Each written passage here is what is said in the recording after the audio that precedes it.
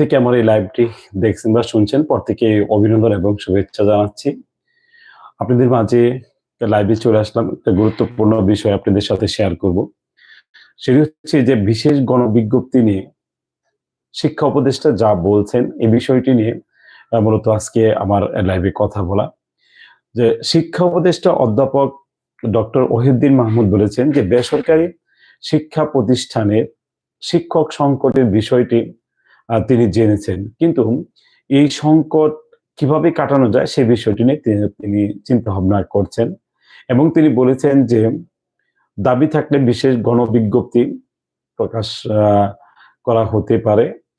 তিনি সম্প্রতি এ ধরনের একটা সংবাদ ডেইলি ক্যাম্পাসে এর সঙ্গে আলাপকালে তিনি প্রকাশ করেছেন এবং তিনি আরো বলেছেন যে শিক্ষক সংকট দূর করতে বিশেষ গণবিজ্ঞপ্তি প্রকাশের পরিকল্পনা আছে কিনা এমন একটি প্রশ্নের জবাবে তিনি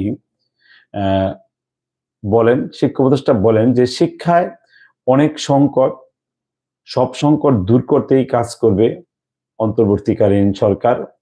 হয়তো কিছুটা সময় লাগবে।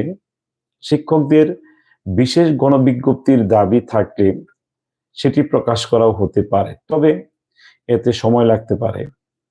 তিনি আরো বলেন যে হাসিনা সরকারের পতনের পর থেকে 17তম শিক্ষক নিবন্ধনের 35 ঊর্ধ্বরা 1 থেকে 12তম নিবন্ধনধারী এবং 13 থেকে 14 নিবন্ধনধারীরা একাধিকবার বেসরকারি শিক্ষক নিবন্ধন ও প্রত্যয়ন কর্তৃপক্ষ এনটিআরসি এর কার্যালয়ে এসেছেন এবং 1 থেকে 12 ও 13 থেকে 14তম নিবন্ধনধারীরা লাগাতার কর্মসূচি পালন করেছেন।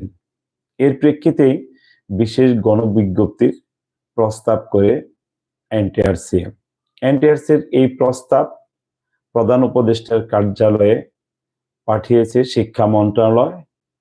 এখন সেখান থেকে কি সিদ্ধান্ত আসে সে বিষয়টি জানতে আমাদের এই চ্যানেলে চোখ রাখুন।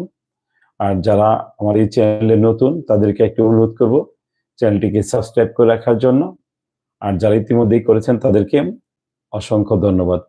সবাই ভালো থাকবেন। আল্লাহ হাফেজ।